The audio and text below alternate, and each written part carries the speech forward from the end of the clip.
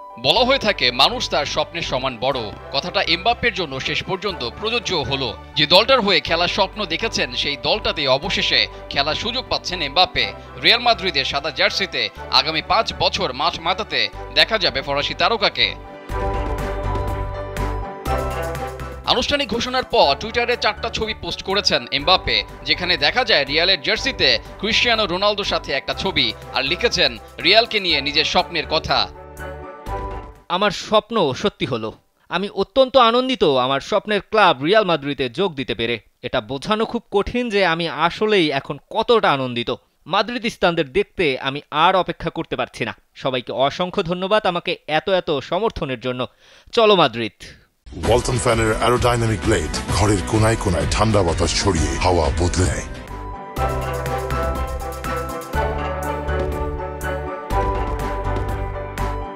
Mbappe পিএসজির হয়ে 6 বার জিতেছেন লিগা শিরোপা। 2020 সালে তো চ্যাম্পিয়ন্স লিগের ফাইনালও খেলেছেন পিএসজির জার্সিতে। তবে বিধিবাম সেবার হেরে গিয়ে শিরোপা হাতছাড়া হয় বায়ার্ন মিউনিখের কাছে। শুধু এমবাপ্পেই নয়, ব্রাজিলের তারকা নেইমার জুনিয়র এবং মেসিকে দলে ফেরায় পিএসজি। লক্ষ্য একটাই, চ্যাম্পিয়ন্স লিগ জয়। তবে এই 3 তারকা মিলেও পিএসজিকে এনে দিতে পারেননি চ্যাম্পিয়ন্স লিগ। চ্যাম্পিয়ন্স লিগ জিততে না পারলেও নিজের তারকা খ্যাতি একটু কম নেই এমবাপ্পের, যার সবই এসেছে পিএসজিতে থাকাতেই। শুধু কি পিএসজি, ফ্রান্স জাতীয় দলেও এমবাপ্পে একজন গুরুত্বপূর্ণ খেলোয়াড়। এবার সেই তালিকায় যুক্ত হতে যাচ্ছে রিয়াল মাদ্রিদের নাম।